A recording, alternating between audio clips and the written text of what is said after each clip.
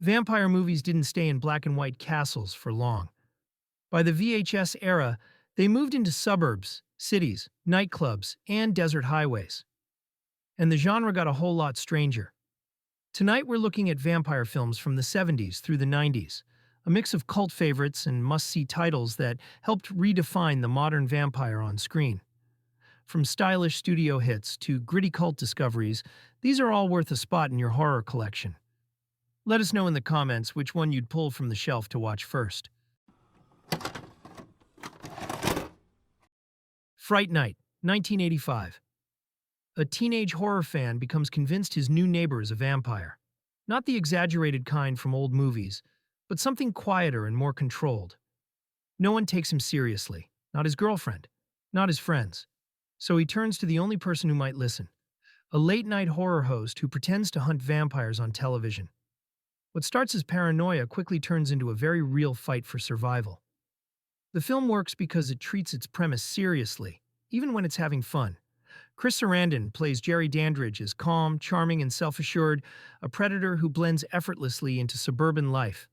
William Ragsdale grounds the story as Charlie, a nervous but determined lead who feels in over his head from the start. Roddy McDowall brings warmth and insecurity to Peter Vincent, a man who's played a hero for years but never expected to become one. Their dynamic carries the movie.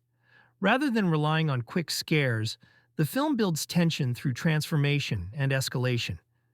The effects are ambitious for the time, favoring extended makeup work over quick cuts. Faces distort, bodies change shape, and the vampire mythology is treated with physical weight. The finale leans heavily on creature effects and practical staging, pushing latex, mechanics, and lighting to their limits without feeling rushed.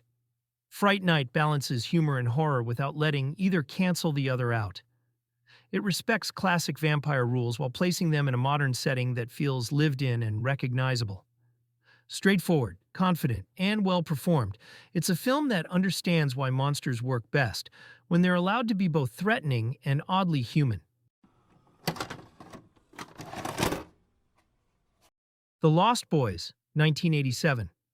Two brothers move with their mother to a California coastal town that prides itself on sunshine, music, and nightlife. The older brother is quickly drawn to a group of motorcyclists who rule the boardwalk after dark.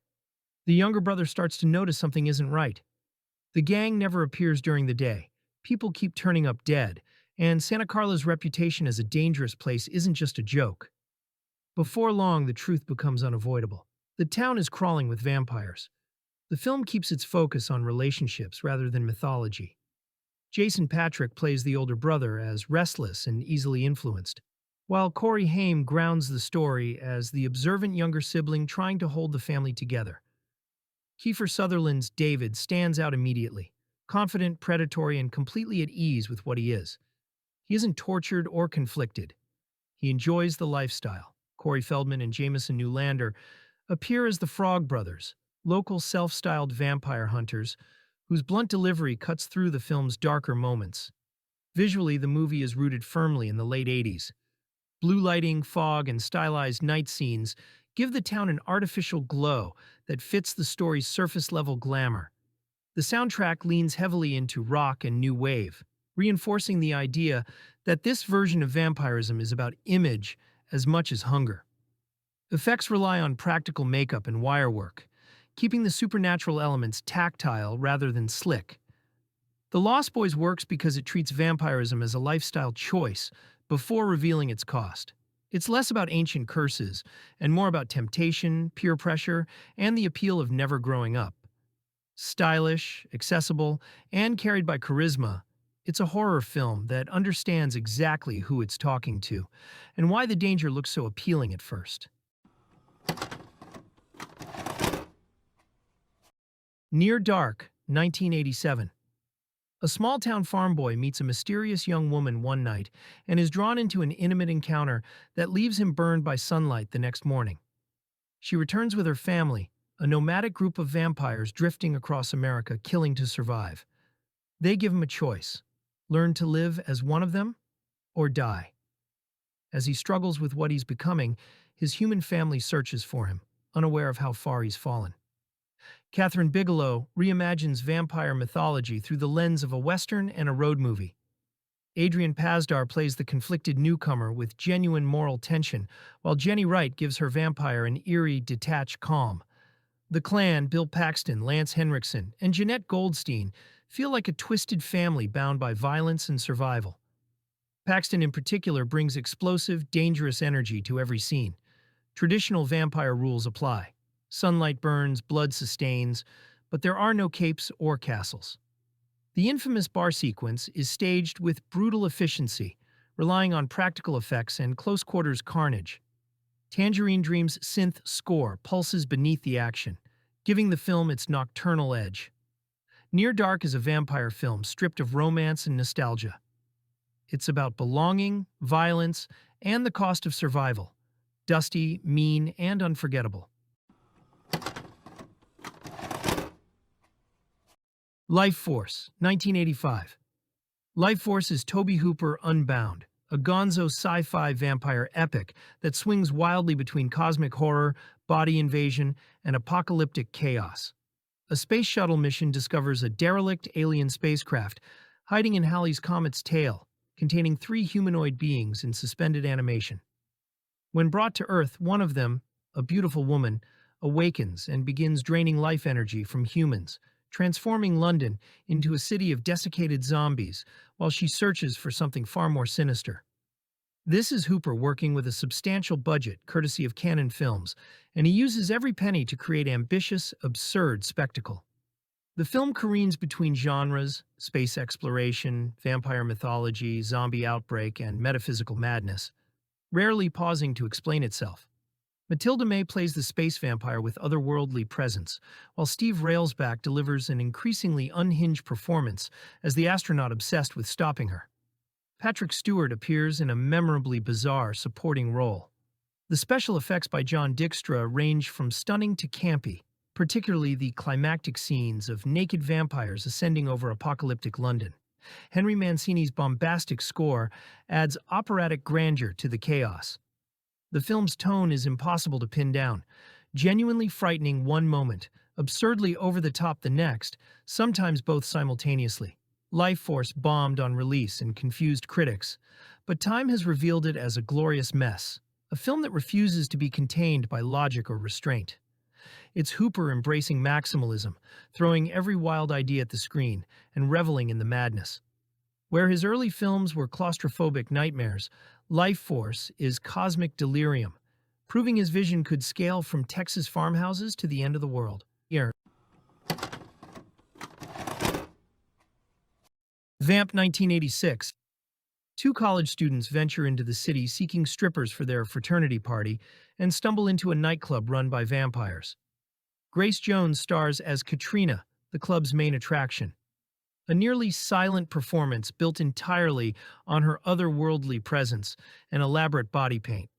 What begins as sex comedy quickly shifts into survival horror as the students realize everyone in the club is either undead or about to become dinner. Director Richard Wenk shoots the Vampire Club with striking visual style. All neon lights, deep shadows, and theatrical production design that makes the space feel genuinely otherworldly. The film's 80s music video aesthetics serve the material well, creating a nocturnal underworld that exists just outside normal reality. Grace Jones doesn't need dialogue.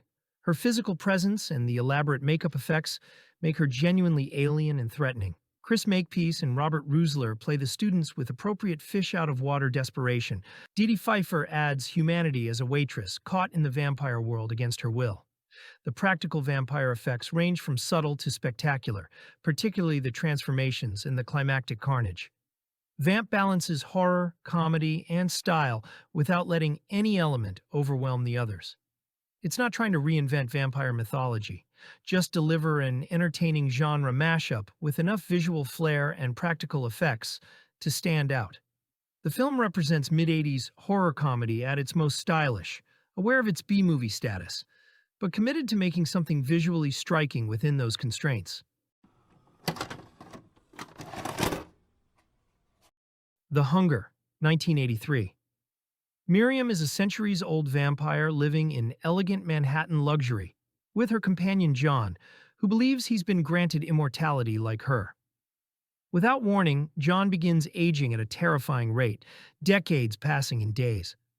As his body collapses, Miriam quietly searches for a replacement.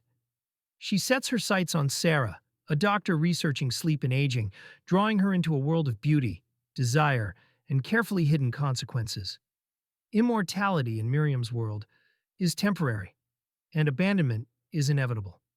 Tony Scott's feature debut prioritizes mood over narrative drive. Catherine Deneuve is hypnotic as Miriam, projecting cold control and predatory grace. David Bowie gives a haunting performance as John, his rapid physical decay rendered through unsettling makeup effects.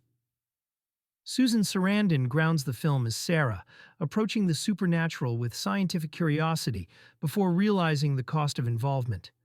The film's visual style is deliberate and lush, smoke-filled rooms, flowing curtains, and Baroque interiors colliding with modern Manhattan. The vampire mythology rejects tradition. No coffins, no crucifixes, just ritualized violence and eternal consumption. Erotic scenes are staged with stylized restraint, pushing boundaries for mainstream cinema without tipping into exploitation. The Hunger values atmosphere over clarity. Its final act falters, but the imagery, performances, and soundscape remain compelling. A visually influential vampire film that reshaped the genre's aesthetics, it endures less as a story than as an experience. Cool, tragic, and deeply unsettling. The Monster Squad, 1987.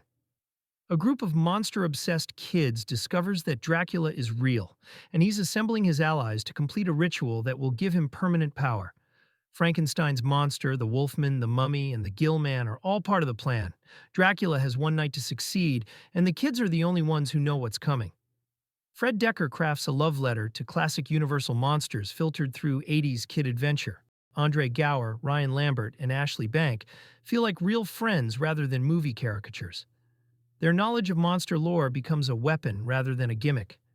Tom Noonan brings unexpected emotion to Frankenstein's monster, playing him as confused and lonely rather than monstrous.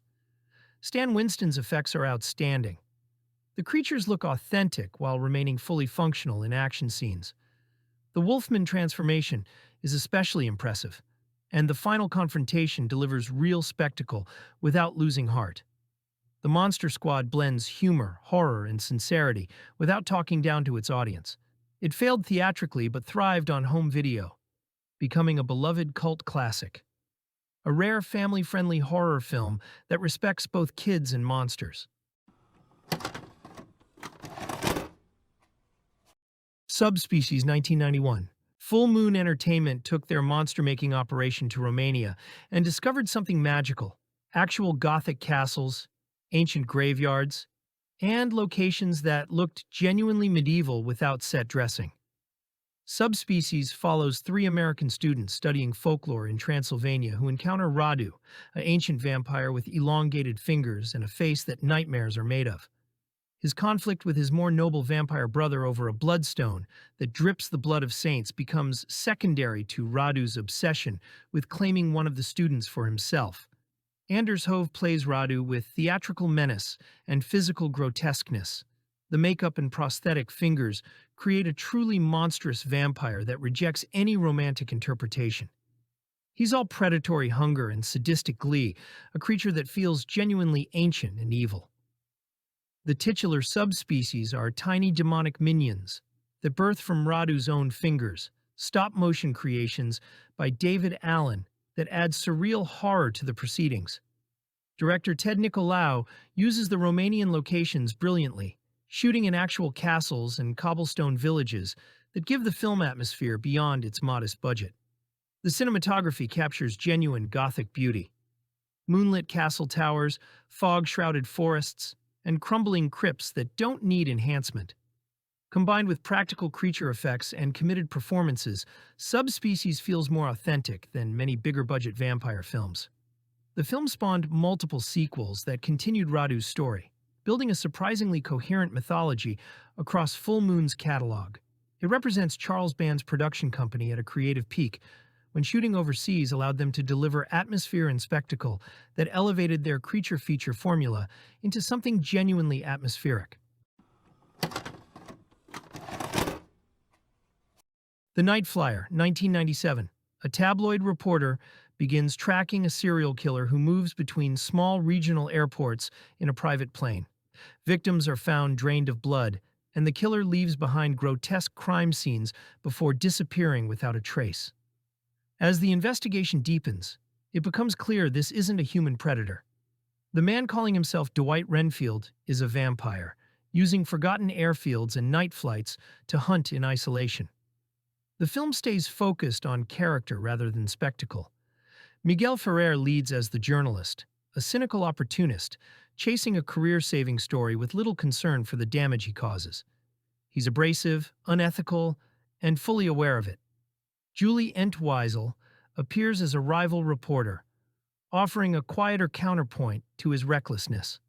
The newsroom and airport workers feel lived in, adding to the film's rough texture. The horror builds gradually. The vampire is kept mostly out of sight, revealed through aftermath and implication, before finally emerging in full. Practical makeup gives the creature a feral, diseased look that avoids glamour entirely. The airport settings do much of the work. Bright, empty spaces that feel exposed and lonely, especially at night. The Night Flyer treats vampirism as something ugly and predatory. It doesn't romanticize its monster or redeem its protagonist. Lean, mean, and unpleasant by design, it's a grounded king adaptation that finds horror in obsession, isolation, and the kind of people willing to chase both. Martin, 1977. He says there's no magic, just needles, razor blades, and a hunger he can't name. In a gray steel town, a quiet young man believes he's a vampire. Or maybe he's just sick and alone. Either way, people keep dying, and he keeps telling himself he's not a monster. Not exactly.